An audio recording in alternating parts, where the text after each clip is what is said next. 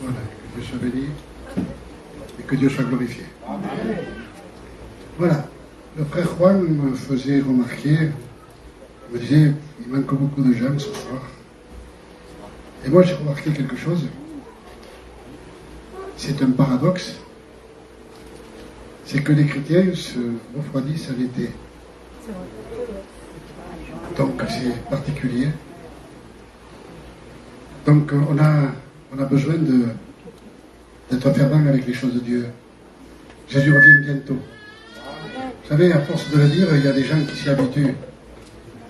Le jour où Jésus va sortir et il va prendre une parabole et il va dire un homme sortit pour semer et une partie de la semence tomba sur le chemin. À l'époque, il n'y avait pas de goudron, il n'y avait pas de ciment, il n'y avait pas tout ce qu'il y a aujourd'hui, tous les matériaux nécessaires. Et le chemin, c'était simplement que de la terre. Et à force de passer, de repasser, eh bien, le terrain se durcissait, ça faisait un chemin.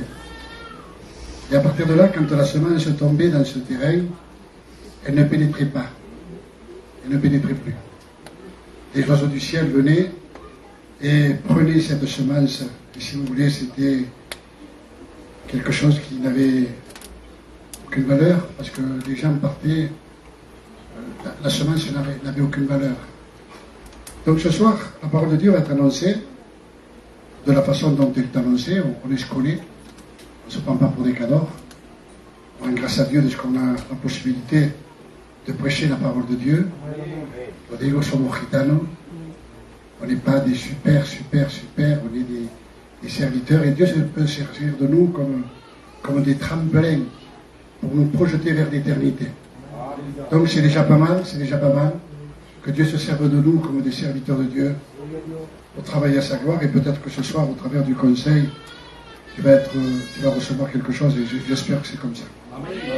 Donc on va ouvrir la parole de Dieu dans le livre des Éphésiens, au chapitre 2 et verset 10. Il nous est dit ainsi: car nous sommes son ouvrage, ayant été créés en Jésus-Christ pour de bonnes œuvres, que Dieu a préparées d'avance afin que nous les pratiquions. Voilà, je demanderai au pasteur de présenter ces instants. Señor, quiero alabar tu nombre y ensalzar tu gloria. Aleluya. Esta tarde, Padre mío, te suplico de disponer nuestros corazones, Señor, de disponer nuestros corazones al escucho de tu palabra. Padre bueno, Señor, que esta palabra que va a estar sembrada pueda caer en la buena tierra, Señor. Gracias te doy, Señor, porque yo sé que tú estás con nosotros. Trabaja con tu siervo, Padre mío. Aleluya. Dale la unción del Espíritu Santo. Que toda la palabra que salga de su boca pueda venir en nuestros corazones, Señor, para dar fruto para la gloria de tu nombre. Gracias te doy, Señor, por todo en el nombre de Jesús. Amén. Voilà, que Dieu soit béni, que Dieu soit glorifié. De nouveau, on va écouter la parole de Dieu. Vous savez, ce message, cette parole, je l'ai prêché il n'y a pas longtemps à la Bricarde. Je suis un serviteur et malheureusement ou heureusement, beaucoup de fois, on n'a pas beaucoup de révélations. Je ne suis pas le garçon qui a des révélations. Et souvent, on prêche ce qu'on voit. On prêche ce que les chrétiens vivent. Quand l'apôtre Paul prêchait aux Corinthiens, il disait, il y a parmi vous des choses négatives. C'est parce qu'il les voyait.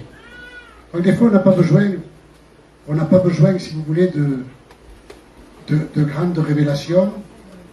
Les serviteurs diront, je suis venu, j'ai cherché, et j'ai demandé à Dieu, qu'est-ce qu'il faut que je prêche? De quoi a besoin l'Église? Moi j'ai dit, Seigneur, je prêche ce que je ressens dans mon cœur, et ce que je crois qui est utile à la parole de Dieu. Amen. Il n'y a pas longtemps, j'ai invité 2 couples à la maison, 2 jeunes couples, et ma femme me disait, qu'est-ce qu'on fait? Ben, écoute, fais à manger, c'est tout. Le principal, c'est de manger. Imaginez-vous, je vais peut-être exagérer, il fait très chaud, et on est habitué à manger la journée des choses simple. Imaginez-vous que vous ayez beaucoup faim, que ce soit midi, qu'il y ait 40 degrés à l'ombre, et que vous preniez un pot-au-feu. Au péga. Au péga. Pourtant, c'est de la nourriture. Et si tu as faim, tu le manges.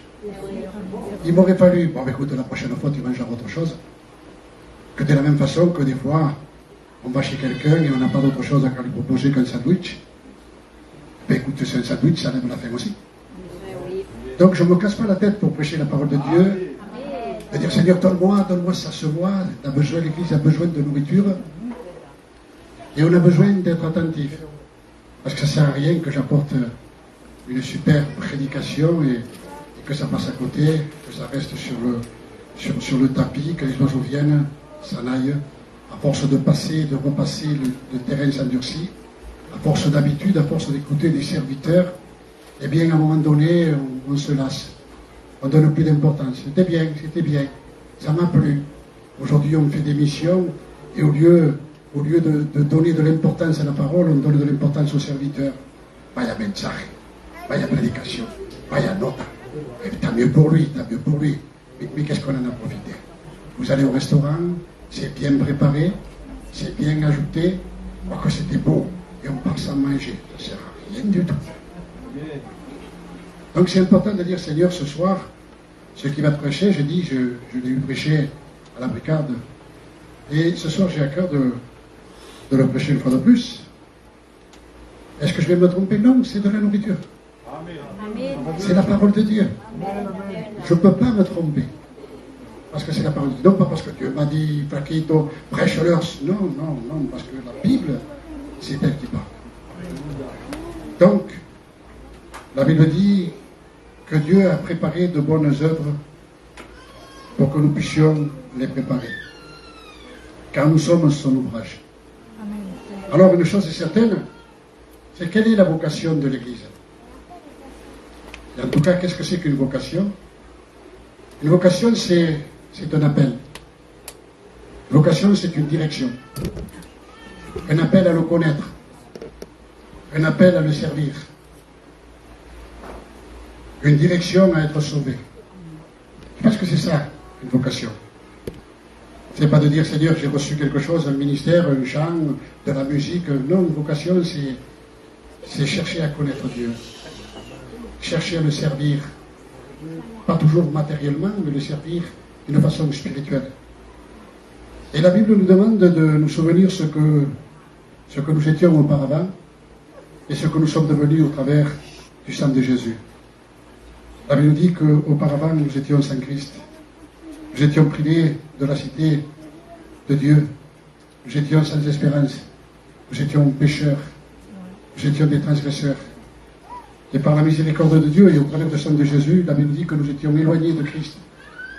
Et Dieu, au travers du sang de Jésus, il nous a rapprochés de lui. Amen. Et ça, c'est ce qu'on appelle tout simplement la grâce. C'est ça la grâce. Nous étions éloignés et Dieu nous a ramenés auprès de lui. Nous sommes sauvés par grâce par le moyen de la foi, non pas par nos œuvres. Aujourd'hui, il y a des gens qui viennent en réunion et me disent « Je suis en train de me préparer, je me suis levé de ceci, je me suis enlevé de cela. » C'est pas mal. Mais nous, on n'est pas sauvés par nos œuvres. Pour que personne ne se glorifie. Il est converti parce qu'il ne fume plus, parce qu'il ne boit plus, parce qu'il ne fait plus ceci. Pourquoi pas, c'est déjà pas mal. Mais ce qui est important, on avait dit que c'est sauvé par grâce que nous sommes. Nous devons être conscients. De dire, donne-moi à prendre conscience de cette réalité. Donc, le salut, c'est une grâce. On n'est pas sauvé par nos œuvres. Afin que personne ne puisse s'en glorifier. Sin embargo, on dirait qu'il y a une contradiction. Au verset 10, il nous est dit, c'est ce que nous avons lu ensemble, nous sommes l'ouvrage de Dieu, ayant été créés en Christ, pour de bonnes œuvres. Alors, il faut savoir ce que Dieu veut. Soit on est sauvé par grâce, par le moyen de la foi, non pas par les œuvres pour que personne ne se glorifie, soit nous avons été créés en Christ pour de bonnes œuvres, afin que nous les pratiquions. Alors, quelles sont les œuvres que Dieu a préparées pour chacun d'entre nous? Ces œuvres, on doit les accomplir par la foi. c'est important de dire, Seigneur, que si nous pratiquons des œuvres, nous avons pratiqué des œuvres, oui ou non? Eh bien, on n'a aucun mérite. Mais on n'a aucun mérite. Parce que Christ les a préparés, ou Dieu les a préparés en Christ pour chacun d'entre nous. Et nous, ce qu'on doit faire simplement, c'est de les mettre en pratique. Je prends un exemple tout simple, bête, excusez-moi pour mes paraboles. Je viens de Châteauneuf. Pour venir à Vitrolles, il a fallu que j'emprunte la route. C'est pas moi qui ai fait la route. J'ai simplement qu'emprunté la route. J'ai emprunté le chemin. Le chemin, il a été préparé d'avance. Et les œuvres que je peux faire pour Dieu, ce n'est pas moi qui les fais. Imaginez-vous, si je devais mettre le goudron, préparer la route, je ne serais jamais venu. Et aujourd'hui, il y a des gens qui veulent préparer le chemin eux-mêmes, faire les choses d'eux-mêmes, alors qu'en vérité, tout a été préparé par Christ. Parce que nous sommes des nouvelles créations. Donc, c'est à nous de dire, Seigneur, nous voulons pratiquer les œuvres, et les œuvres que nous faisons, tu n'as aucun mérite. J'ai aucun mérite. Tu prêches la parole de Dieu. Merci, Seigneur. C'est une grâce. On chante des cantiques, on fait quelque chose, on fait un bien autour de nous. Eh bien, tout ça a été préparé par le Christ pour chacun d'entre nous. La Bible dit, qu'as-tu que tu n'aies pas reçu? Et si tu l'as reçu, pourquoi t'en glorifies-tu? Comme si tu ne l'avais pas reçu. Et Jacques dira, dans son épître, eh bien, que tout don parfait, que toute grâce excellente vienne d'en haut, du Père des Lumières. Tout vient d'en haut. Si tu as quelque chose de bien dans ta vie, c'est parce que Dieu l'a permis. Donc nous sommes sauvés, non pas par les œuvres, mais nous sommes sauvés pour faire des œuvres. Il y a une différence. On n'est pas sauvé par nos œuvres parce qu'on s'enlève de ceci, on est sauvé pour faire des œuvres pour Christ. Et la Bible nous parle de la foi, et c'est par la foi qu'on doit les faire. Parce que sans la foi, on ne peut pas être agréable à Dieu. C'est écrit, c'est pas moi qui invente la parole de Dieu, c'est écrit. Et la Bible dit, c'est Jacques, je crois, si je me gagne, que dit Jésus, montre-moi ta foi sans les œuvres, et je te montrerai ma foi avec les œuvres. Amen. Alors, la foi sans les œuvres, elle est morte. Elle est inutile. Mais les œuvres sans la foi aussi n'ont aucune valeur. Il y a des gens qui viennent à la réunion, ils n'ont pas de foi, ils viennent parce que c'est là, parce qu'il faut venir. Donc s'il n'y a pas la foi, eh bien nos œuvres ne servent à rien. Et si notre foi n'a pas d'œuvre, elle est morte, elle est inutile. Alors ni la foi, ni les œuvres peuvent se passer l'un de l'autre. La Bible dit que Dieu nous a sauvés, non pas par les œuvres de justice que nous aurons pu faire, mais selon sa miséricorde, par le baptême de la régénération. Alors, c'est important d'être régénéré. Voyez la réunion, Carjuan, mais tant mieux que tu vas à la réunion chaque fois. Et l'important, un jour s'approche un homme de Jésus. Seigneur, nous savons, mais ça va que tu saches. Mais une chose est importante, c'est qu'il faut naître de nouveau. Amen. Quand tu viens à la réunion, si tu n'es pas né de nouveau, ben, tout ce que tu fais, ça ne sert à rien. Et ce qu'on veut faire, c'est justement chercher. Qui te dira ces mots, que ceux qui ont cru en Dieu, si je pose la question ce soir, et je dis qui c'est qui croit en Dieu, toutes les mains vont se lever. Mais attendez, croire en Dieu, c'est pas simplement que croire, mais c'est avoir ce que Dieu veut. Quand on dit que ceux qui croient en Dieu s'appliquent à pratiquer de bonnes œuvres. Et qui sont ceux qui s'appliquent à pratiquer de bonnes œuvres? Ceux qui sont passés par la nouvelle naissance. Amen. Autrement, c'est des œuvres sans la foi. C'est des œuvres que tu pratiques, c'est bien. Souvenez-vous de ce que dit l'apôtre Paul aux Corinthiens. Quand j'aurai le don de prophétie, que je parlerai toutes les langues, que je donnerai mon corps en sacrifice, si je n'ai pas l'amour, je ne suis rien. Alors, écoutez, c'est pas n'importe quoi. Donner son cœur, donner sa vie, donner tout ce qu'il a au sacrifice pour les gens autour de nous, si c'est pas pour Dieu qu'on le fait, ça sert à rien. C'est bien, c'est humain, mais ça sert à rien aux yeux de Dieu. Donc, ce qu'on veut, c'est prendre conscience de cette situation que ceux qui ont cru en Dieu, que ceux qui sont nés de nouveau, que ceux qui sont sauvés s'appliquent. Qu'est-ce que c'est que s'appliquer? Je ne sais pas si ça existe aujourd'hui. Juan la connaissait, on allait à l'école primaire, communale. C'était même pas mixte à l'époque. Et tous les mois, ou tous les 2 ou 3 mois, il y avait des compositions. Et on imitait du meilleur de nous-mêmes, on s'appliquait. On faisait de mieux, on prenait le plus grand soin pour avoir une bonne note. Il ne s'agit pas d'avoir une bonne note avec Dieu, parce que tout ce qu'on a, on ne mérite rien. Mais que ceux qui sont cru en Dieu s'appliquent à pratiquer de bonnes œuvres. Pourquoi? Eh bien, parce que ceci est bon et utile aux yeux de Dieu. Amen. Des fois, on cherche des choses qui n'ont pas aucune importance. Mais ce qui est important, c'est de chercher ce qui est bon et utile. Et ce qui est bon et utile, vis-à-vis de Dieu, c'est chercher les œuvres que Dieu a préparées d'avance pour chacun d'entre nous. Alors, on se pose la question, comment pratiquer de bonnes œuvres? La Bible dit ainsi, c'est Paul qui parle aux Éphésiens, que Dieu a donné des ministères pour le fonctionnement et la croissance de l'Église, pour le corps de Christ, pour ne plus être des enfants, mais des adultes dans le Seigneur. Paul disait ainsi, quand j'étais enfant, écoutez, je parlais comme un enfant. Vous avez remarqué, les petits se promènent, on les compte presque pas parce que c'est des enfants. Mais imaginez-vous qu'un grand garçon se promène partout et qu'il fasse le rigolo là, on va dire, oui, mon garçon, assieds-toi. Donc quand on est enfant, on a des comportements d'enfant, je veux bien. Quand on s'approche de Dieu, dans un premier temps, on fait des erreurs. Et quand le temps passe, quand j'étais enfant, je me comportais comme un enfant. Et à partir du moment où j'ai grandi, où je suis devenu un adulte, avant je raisonnais, je parlais, je pensais comme un enfant. Aujourd'hui, ma position a changé. Je pense, je regarde, je vois, je fais des choses selon un homme mature dans les choses de Dieu. Donc, ce que Dieu veut, c'est la croissance de l'Église au travers de ses ministères, pour ne plus être des enfants, mais des adultes dans le Seigneur. Alors, on est appelé à grandir, c'est normal. Des fois, on voit un petit, on le voit naître, on passe des années après, on le voit marié, c'est un homme.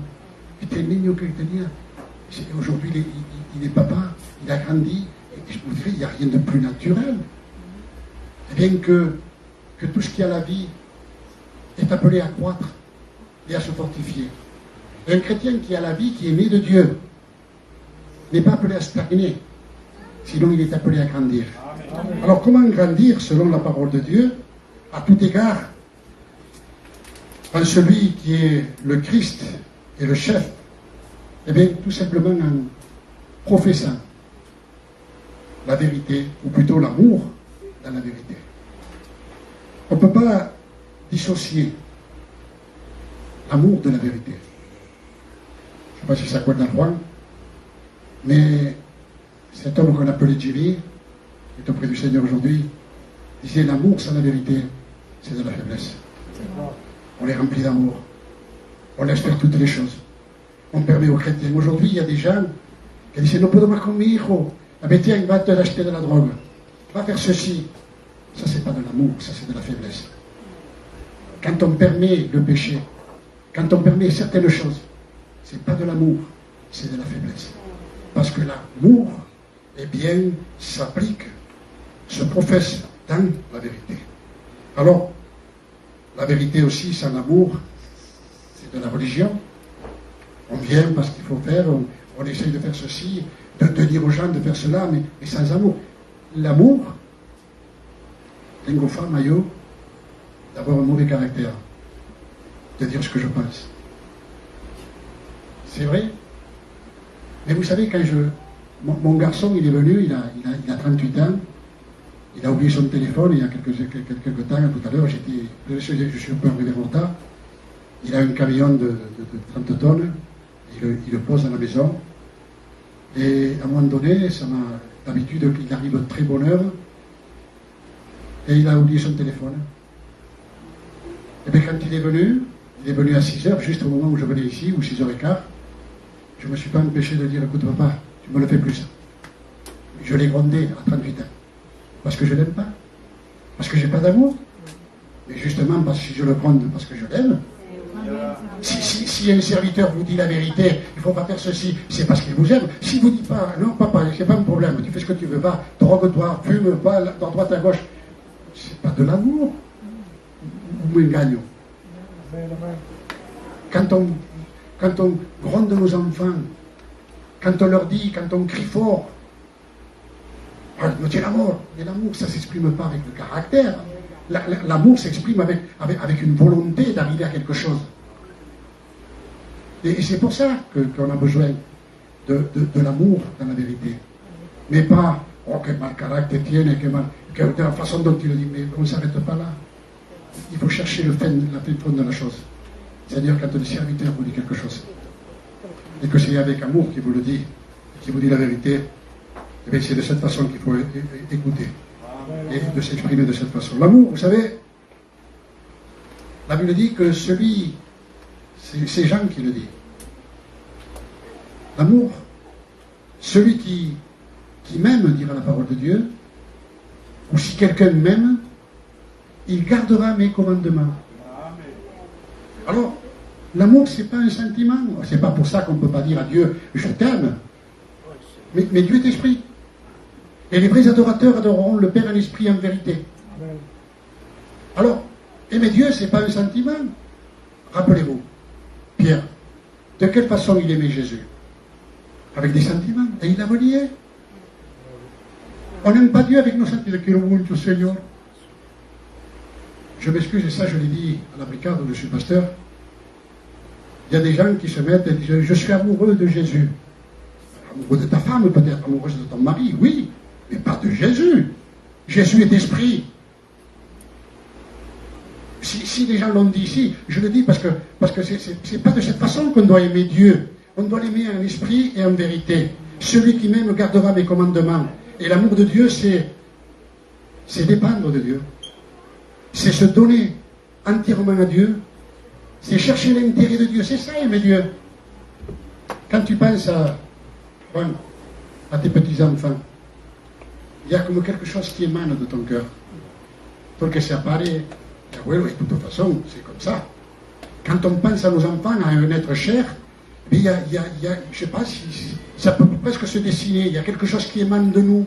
C'est les sentiments, c'est les émotions, c'est l'amour humain. Et j'ai envie de pleurer. Pourquoi pas? C'est comme ça. Mais quand on dit on aime Jésus, le Seigneur a dit ces mots un jour, il n'y a pas de plus grand amour que de donner sa vie pour ses amis. Il n'a pas dit que là, rappelez-vous, quand les femmes pleuraient, se tapaient sur la poitrine quand Jésus allait être crucifié, elles pleuraient, il aurait pu dire, je vous remercie de l'amour que vous avez pour moi. Il a dit, écoutez, ne pleurez pas sur moi, pleurez sur vous, pleurez sur vos enfants. Et c'est ça l'amour. Pleurez sur nous. Pas pleurer sur Jésus. Pas avoir des sentiments te quiero mucho, Seigneur. Bon, pourquoi pas, on peut le dire, il n'y a pas de problème. C'est pas. Moi je dis je t'aime à Dieu, il n'y a pas de problème.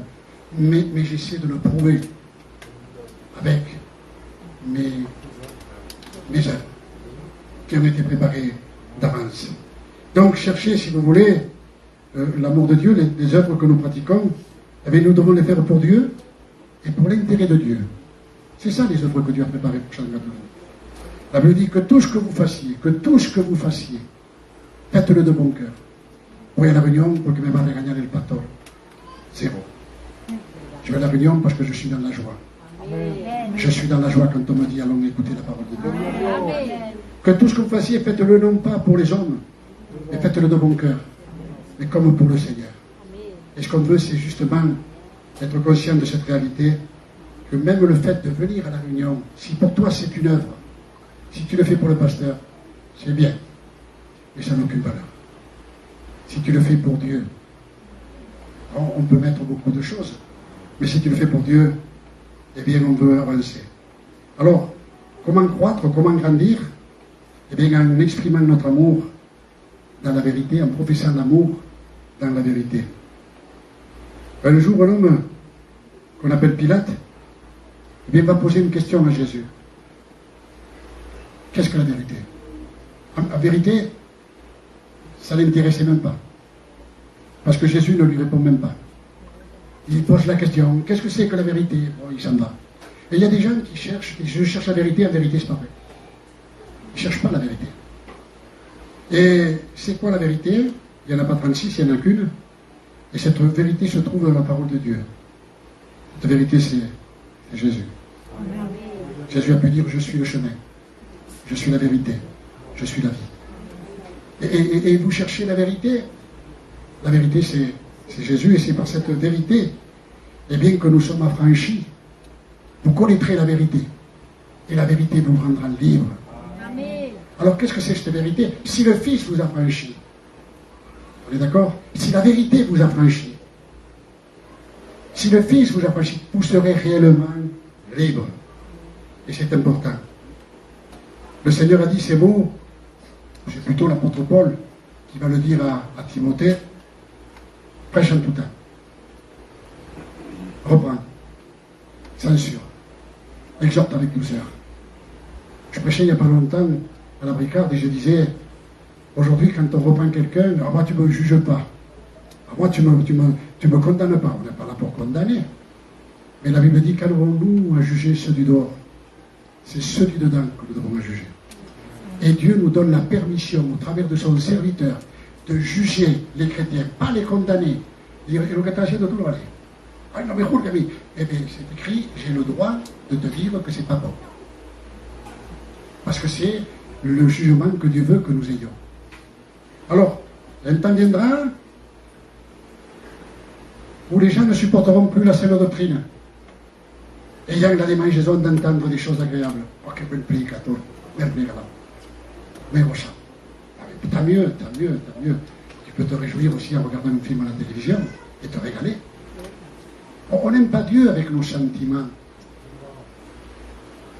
Il viendra un temps où les gens ne supporteront plus la saine doctrine.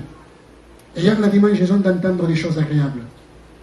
Ils détourneront l'oreille de la vérité pour s'attacher à des fables. Peut-être pas ici, mais dans beaucoup de fois, dans beaucoup d'endroits, on a fait de l'évangile une fable. Vous savez ce que c'est une fable? C'est un conte. C'est une histoire. C'est abstrait, c'est pas vrai. À voir la vite, c'est un mensonge. C'est une fable, une fable de La Fontaine. Est-ce que vous croyez qu'un renard peut parler, un corbeau peut parler? C'est des fables. Et aujourd'hui, on invente un évangile qui n'est pas l'évangile. Ils détourneront l'oreille de la vérité pour s'attacher à des fables. Alors, Christ a préparé nos cœurs, puis il a préparé nos cœurs pour de bonnes œuvres, afin que nous puissions les pratiquer. Et ce que nous devons pratiquer, eh bien, c'est tout simplement sa parole, parce que la Bible dit que sa parole est la vérité. Sa parole est son enseignement. Et c'est ça les œuvres que Dieu met en nous. Des fois, on se complique l'existence. Le fait de mettre en pratique sa parole et son enseignement, ce sont les œuvres que Dieu a préparées d'avance afin que nous puissions les pratiquer. Alors, c'est sa parole et son enseignement. Et on en a besoin ce soir de dire, Seigneur, ce qui nous intéresse, c'est ta parole. La dit le roi. C'est bien qu'elle va dire le roi. La dit Flaquito. C'est pas mal qu'il a dit Flaquito. Mais ce qui est important, c'est ce que dit la parole de Dieu. Amen. Ce qui est important, c'est ce que dit l'Évangile. Je disais à quelqu'un, il n'y a pas longtemps, en parlant de la parole de Dieu, c'est comme ça, comme ça, comme ça. Et ça, ah non, ça c'est pas écrit, j'ai pas le droit de t'imposer. C'est des choses qui ne sont pas écrites. Et la Bible dit, n'allons pas au-delà de ce qui est écrit. Restons dans la simplicité. Aujourd'hui, on se complique l'existence pour dire, il y a ceci et cela. Mais écoutez, la Bible dit, comme tu es habile pour chercher ce que ton cœur aime. Et des fois, on se complique l'existence. Pourquoi? Qu'est-ce qu'il a écrit, Jésus, avec son doigt? Qu'est-ce qu'il a écrit? Moi, je dis qu'il a écrit. Mais il ne s'est pas marqué. Ce qu'il a écrit, bon, mais cherchons autre chose. Il est écrit, Dieu a tant aimé le monde qu'il a donné son Fils. Eh bien, accepte ça. Il ne cherche pas à savoir ce qu'il a écrit par terre. C'est si simple que ça. Donc, des fois, on se complique l'existence. Et on a besoin de dire, Seigneur, ce qui nous intéresse à nous, eh bien, c'est ta parole. C'est ta vérité. C'est ton enseignement. L'Église a besoin d'unité. Est-ce que vous êtes d'accord? Amen. Quand je parle d'unité, vous t'as la paix, Cathy? Et tout. Vous pouvez vous associer. Hey, nous vamos, fulano, on va pêcher ce soir. Mais ça, c'est pas de la unité. Ça, c'est de la fratrie. C'est de l'amitié. C'est pas défendu. Mais ne confondons pas vitesse et précipitation. C'est pas parce que tu vas pêcher avec quelqu'un, tu vas travailler avec quelqu'un, tu vas manger au restaurant avec quelqu'un que tu es en communion et en unité. C'est de l'amitié. La mejor, está bien. Mais l'unité, c'est pas ça. C'est pas que ça, si vous préférez. Il y a des gens qui s'unissent parce qu'ils se ressemblent, ils ont les mêmes sentiments. Il y a des foyers, il y a des clubs. Vous avez remarqué ça, des clubs? Pourquoi ils s'organisent? Club des personnes âgées, club des pêcheurs, club de ceci. Parce qu'ils se ressemblent, ils ont les mêmes intérêts. Alors, des fois, on peut confondre, et je ne parle pas d'amitié, mais je répète, ce n'est pas mauvais, mais ce n'est pas l'unité que Dieu veut. Le Seigneur a dit 2 ou 3 réunis en mon nom, je me trouve au milieu. Amen. Alors, qu'est-ce que dit la Bible? Efforçons-nous de conserver l'unité de l'esprit et nous efforcer aussi, la Bible nous dit, d'arriver à l'unité de la foi. Alors, de quoi dépend l'unité de l'Église? Avec qui me pouvez répondre?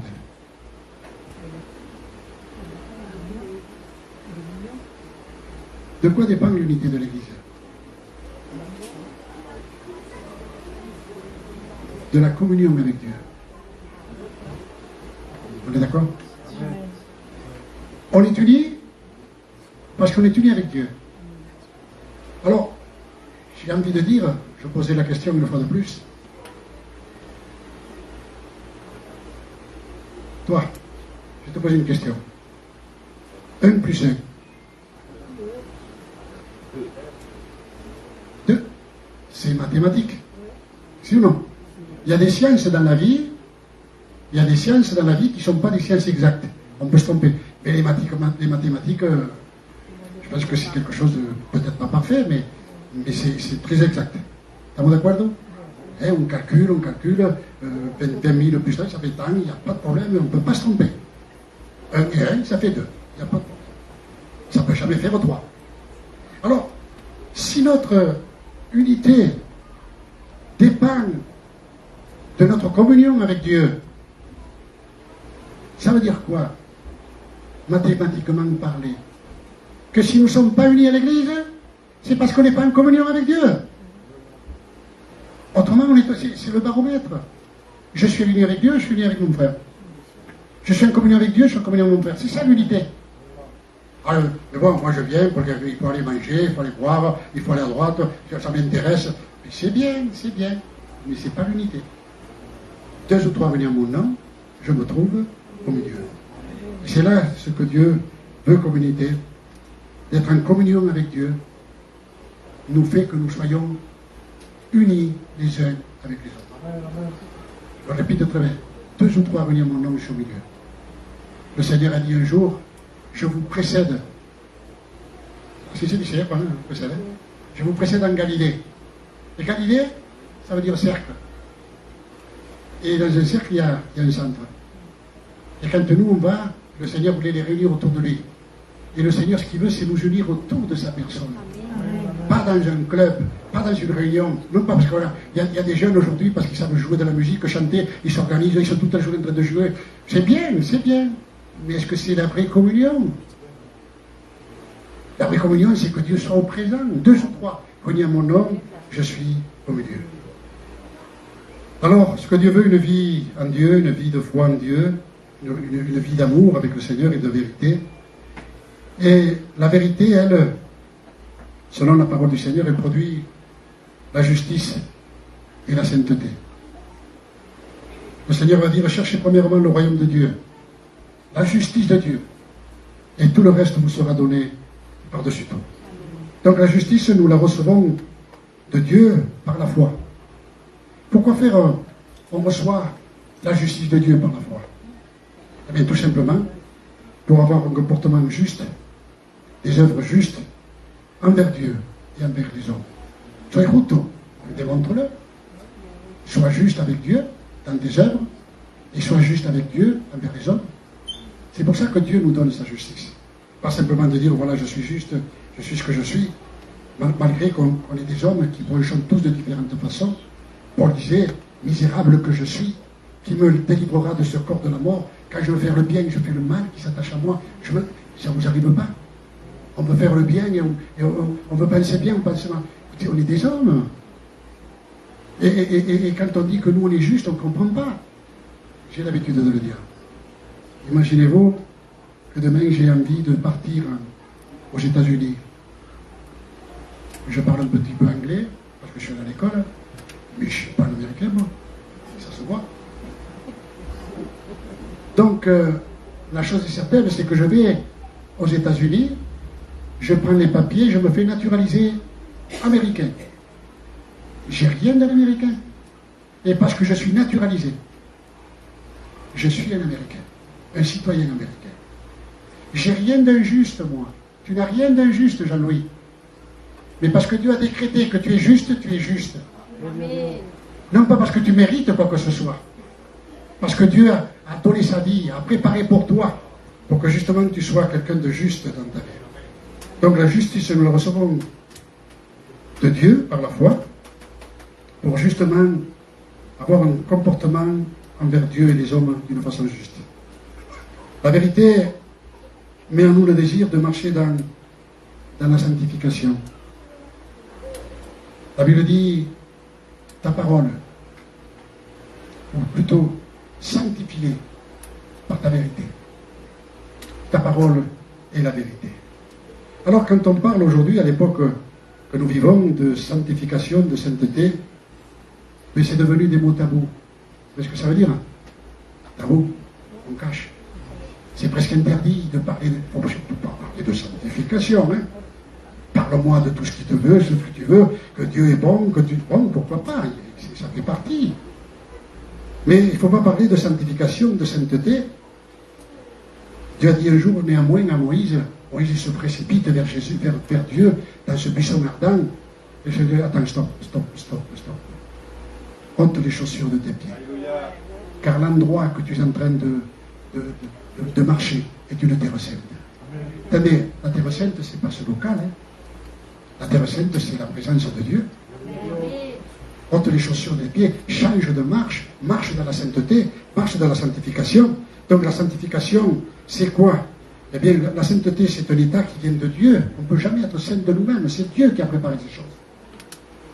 Afin que nous puissions marcher, chacun d'entre nous, et nous efforcer de vivre par la foi dans une marche en direction de la sainteté. On ne sera jamais juste. On ne sera jamais saint. Mais on s'efforce. Paul disait, misérable que je suis. Quand je veux faire le bien, le mal s'attache à moi. Et il va dire aussi, je n'ai pas atteint la perfection. Je n'ai pas atteint, mais je fais quelque chose. Je cours en avant, dans le but d'obtenir le prix de la vocation céleste. Donc on ne sera jamais saint, Paquito tient des ailes, mais non. Mais je m'efforce. Ah mais moi, je ne pas comme ça. La Bible dit, regardez ce que dit la Bible dans le livre de l'Apocalypse. Que celui qui se sanctifie davantage. Que celui qui se souille davantage. Alors, la Bible dit, c'est écrit, et je condamne personne, je prêche ce que j'ai dans mon cœur, je te sors le pot-au-feu à midi, même que ça c'est pas trop élégant. Donc, la Bible dit, parce que tu n'es ni froid ni bouillant, je te vomirai de ma bouche. Vous savez, ni froid ni bouillant, mais ça veut dire qu'on est entre les deux. Alors, je vais poser une question à ti. L'opposé de blanc. Voilà. L'opposé de chaud. Voilà. Jean-Louis. Le contraire de gris. Il n'existe pas. Et c'est ça des chrétiens, qui sont ni froids ni bouillants, ils sont gris. Donc ils ne savent pas, ils n'ont pas de direction. Et ce qu'on veut, c'est justement être conscient qu'on doit avoir une valeur aux yeux de Dieu. Même des fois, tant pis si je vais choquer, sans toucher le salut. Quand on dit « je ne suis ni froid ni bouillant », Et parce que tu es tiède, je te vomirai de ma bouche. Le barbu là-bas. Est-ce que tu es froid?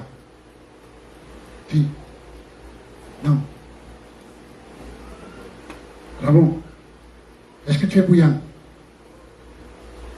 Attendez, il y a comme un souci. Si tu n'es ni froid ni bouillant, on est tiède alors. Parce que la première, quand on dit tu n'es ni froid ni bouillant, ça veut dire que moi je suis. Mais quand je pose la question, il est sincère. Attendez, ça ne touche pas le salut. Parce qu'on s'efforce à avancer dans les choses de Dieu.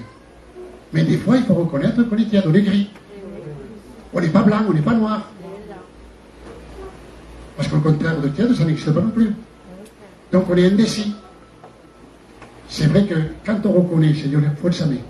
On ne sera jamais, on ne s'élève pas, on ne vole pas, on est des hommes, on est sur la terre, on est scolé, mais au moins il s'est forcé. Quand Jésus se trouvait en marchant sur les eaux, c'est à la même époque, quelque chose comme ça, quand il voyait que les disciples voulaient arriver, il faisait nuit. Il faisait nuit. C'était entre 3h et 6h du matin. Les disciples ramaient, ils n'y arrivaient pas, mais Jésus les voyait. Ils n'y arrivaient pas, mais il les voyait. Ça n'arrivera jamais à être parfait, ni moi non plus. Mais Jésus voit nos efforts. Amen. Tu ne seras jamais bouillant, mais Jésus voit tes efforts. Amen. Donc c'est important de dire, Seigneur, donne-moi à prendre conscience. Ça ne touche pas le salut, je ne touche pas le salut. Parce que celui qui est vraiment tiède dans les choses de Dieu, c'est un indécis, il est perdu, il est vomi de sa bouche, donc Dieu ne le reprend pas. Mais notre point est chaud. Je dis, Seigneur, donne-moi à prendre conscience de cette position. Donc la sainteté aujourd'hui, la sanctification, eh bien, il ne faut plus la toucher. Et pourtant, on doit s'efforcer de vivre par la foi et marcher dans la sanctification. À tous les niveaux, hein. Au niveau physique, au niveau matériel, au niveau spirituel. Alors, tu vas la remettre. Non, mais écoutez, essayez de lire entre les lignes et de dire, Seigneur, qu'est-ce qu'il faut que je fasse?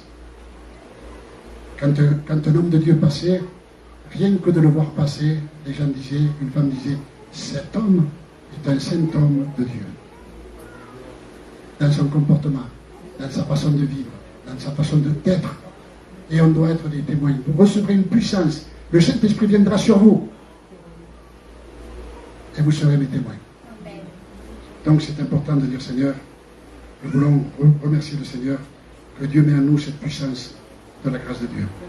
Alors, en Christ, nous sommes une nouvelle création. Nous sommes sauvés par grâce, par le moyen de la foi. Non pas par nos œuvres, afin que personne ne se glorifie. Mais néanmoins, c'est écrit. C'est écrit et ce n'est pas une contradiction. Nous sommes l'ouvrage de Dieu. Nous avons été créés en Christ pour de bonnes œuvres que Dieu a préparées d'avance pour chacun d'entre nous, afin que nous puissions les pratiquer.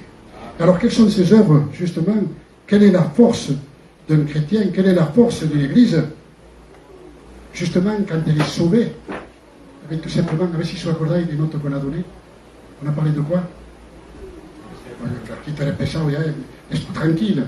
Non, mais c'est important, et si je prêche, c'est pas pour dire merci, que gentil, elle est comme un tout le monde. C'est pas pour ça que je prêche. Quand ma femme elle me fait manger, je dis alors je suis gentil. Mais non, elle me fait parce que ça fait partie de ma nourriture. Et ce qu'on veut, c'est justement prendre conscience que quand on vient à la réunion, on dit Seigneur, je veux que les gens comprennent la parole de Dieu. Si tu passes, repasses, ça s'endurcit. Tu jettes une semence sur les carreaux, là, ben, tu peux toujours courir, tu peux arroser, tu peux prêcher, tu peux annoncer, tu peux prier. Ça ne poussera jamais. Mais si le cœur est disposé, c'est garanti. Hein, je le dis souvent, un grand jardinier, un grand prédicateur, aujourd'hui on croit parce qu'il gagne les prédicateurs, ça y est. Ah mais le faire quitter ta note, c'est pas vrai, hein, je suis peut-être un peu de taille, mais ça c'est tout. Pero, un grand prédicateur va dire, tout va changer. Mais c'est pas vrai. Parce que la semence elle est bonne. Le prédicateur, le jardinier, quelque part, il fait ce qu'il peut. Mais le terrain n'est pas disposé. Le terrain est rempli de pierres. Le terrain est rempli de gravier, de choses. Mais ça ne poussera jamais. Mais il vient un petit prédicateur, il vient un petit enfant. Il prend une petite semence, il la jette sur l'herbe, sur le terrain qui est disposé. On arrose un petit peu et ça pousse. Donc la valeur, ce n'est pas le prédicateur. La valeur, c'est la parole. Et celui qui a pour but de donner de la valeur, c'est le terrain. ¿Te lo acordáis de ce qu'on a dit? Dice que sí, tú vas a decir. Este me calabra cuando salió. On a parlé d'œuvres que Dieu a préparées. Peut-être que ça va choquer, mais c'est l'amour. On en a parlé de l'amour. L'amour, c'est la vérité. Et pas un amour matériel, sentimental. Parce qu'aujourd'hui, vous avez remarqué, un couple s'unit, se escapan, buscan la ruina para la familia, et après, une fois que tout est fait, ils se séparent, et c'est fini. C'est ce qui arrive. Donc l'amour, c'est interchangeable, l'amour humain. Mais l'amour pour Dieu, c'est quelque chose de grandiose. De dire, Seigneur, ce que je veux, c'est avoir de l'amour pour toi. La vérité, c'est ce que Dieu a préparé pour nous. On a parlé d'unité, Bagodaï. On a parlé de justice. On a parlé de sainteté. Et c'est de cette façon qu'on peut marcher avec Dieu. Dieu a préparé de bonnes œuvres. D'avance. Jamais je peux avoir de l'amour. Je ne peux pas l'exprimer, mon amour pour Dieu. Ce n'est pas moi qui est saint, c'est Dieu est amour. Ce n'est pas moi qui ai la vérité c'est Jésus. L'unité dépend de la communion avec Dieu. La justice, c'est Dieu qui me la donne. Et nous sommes justifiés au travers de la résurrection de Jésus. Et la sainteté, je veux marcher. Mais l'état vient de Dieu. Donc que Dieu fasse qu'on prenne conscience et de dire, Seigneur, donne-nous à prendre cette réalité, à serrer, comme disait le psalmiste, à serrer ta parole, Seigneur. T'avais bien dit, t'avais mal dit, c'est pas mon problème. C'était bien, c'était la Bessao, c'est pas mon problème. L'important, c'est que tu aies compris la parole de Dieu. Amen. Seigneur, j'ai besoin non pas de quitarme de fumar solamente, de venir a unas cuantas reuniones. Ce que j'ai besoin, c'est de vivre dans l'amour de Dieu, dans la sainteté de Dieu, dans l'unité avec Dieu, dans la justice avec Dieu, dans la sainteté et dans la vérité avec le Seigneur. Et là, on sera des chrétiens forts. Non pas parce qu'on est fort de nous-mêmes, parce que Paul disait, vous savez une chose, c'est quand je suis faible que je suis fort. C'est quand je reconnais que je n'ai pas de force. C'est là que Dieu appuie, que Dieu me fortifie. Voilà, je ne vous embête plus. Et je demande à mon frère de terminer. Ya que te mareo tanto, ora al Señor. Tomemos.